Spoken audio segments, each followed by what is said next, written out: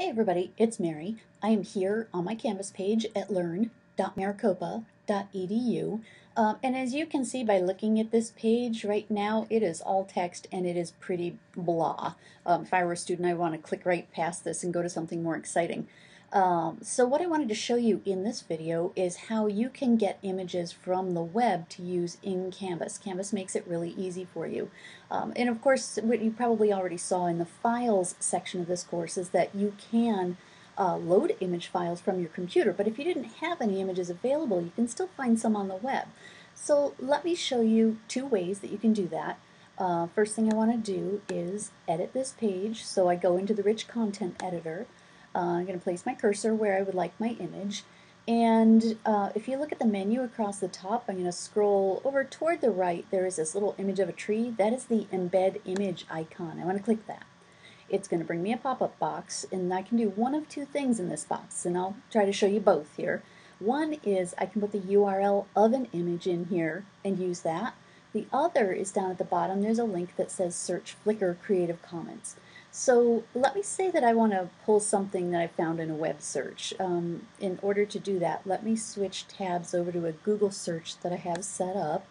I have a Google image search here, and I typed the term visual learner in. So if I pick an image, let's take this one, and then once I click on that image, it brings up a little more information. I want to go to this tab that says View Original Image. So here's the original image, and here is the URL for that image. I'm going to go ahead and copy that. Then I'm going to go back to Canvas. I am going to paste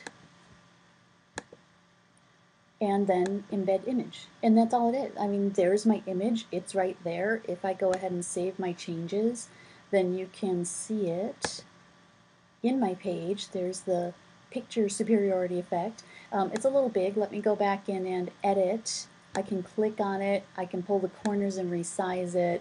So pretty much anything you do in any other kind of editor.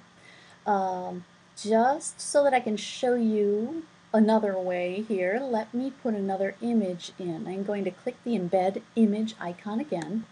And this time, instead of going and doing a web search and getting the URL, I'm going to go to the bottom here and click Flickr Creative Commons. Now, if I put in the term visual learner, let's see, and hit search, then I get more images. Here, all I have to do is to click on the picture that I want, and here is my image. Maybe if I don't like that one, I can go and find another. I just hit delete, then I go back to the Creative Commons. Let me just put in visual this time, so I can try different searches. And just scrolling through to see what they have. Alright, just so that I can pick one. Here's one of those images that's made up of a bunch of other images. Okay. What's nice with the Flickr, and you can arrange it however you like. Put that image where you want it. You can move it. You can resize it. Let me hit Save Changes though. What's nice about the Creative Commons is that if you go through Creative Commons, then you have permission. People have Creative Commons licensed these. You have their permission to use them. And if I hover over it, it actually gives me the attribution. Two of Arts created this, and it's their 2000 visual mashups. And if I click on it, it would take the individual looking at your Canvas page out to Flickr, and they could see the original picture if they wanted to. So just two ways that you can bring in images into your course so that you can break up the text a little bit and make it more interesting for your students. That's it. It's pretty easy, so go ahead and try it. Add some images to your home page.